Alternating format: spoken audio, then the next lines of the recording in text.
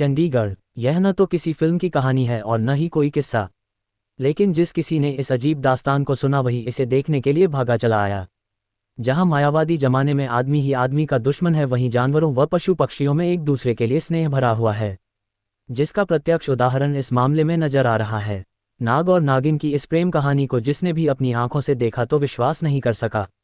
Drain के गड्ढे में 2 फुट का नाग मरा पड़ा था और उसके मृत शरीर से लिपटी थी नागिन।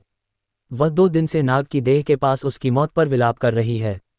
पहली नज़र में देखने पर लगता है कि 2 सांप मरे पड़े हैं। नाग की लाश पर नागिन इस तरह चिपकी हुई कि उसके जिंदा रहने का एहसास नहीं हो रहा था। जब नाग को हिलाया गया तो नागिन ने गुस्से में अपना फन उठाया। इसके बाद वह नाग के चारों तरफ चक्कर लगाकर फिर उसी जगह आकर नाग के शरीर से लिपट गई। जब लोगों ने ये घटना देखा तो किताबों में पढ़ा व सुना अंधविश्वास फिर से जन्म लेने लगा। हरियाणा के कैथल जिला में 2 दिन पूर्व रूपनगर के रहने वाले एक युवक ने बताया कि किसी ने नाग को मारकर वहां फेंक दिया था। उसने पास में ही गड्ढा खोदकर उसे दफनाने का सोची।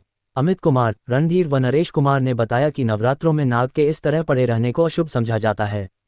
गड्ढा खोदने के बाद लाठी से जैसे ही वे मृतक नाग को उठाने लगे तो उन्हें उसकी देह से लिपटी नागिन का एहसास हुआ।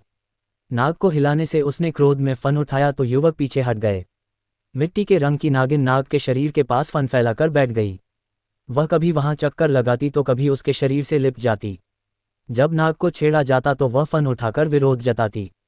जिसने भी इस घटना को सुना वह मौके पर पहुंच गया। देखते ही देखते वहां महिलाओं की भीड़ जुटने लगी। अमीचंद, अनिल कुमार, चंद्रभान, बलवीर व मांगे राम ने कहा कि उनका प्रयास है कि नागिन को किसी तरह का नुकसान न पहुंचे और वह पास के जंगल में चली जाए।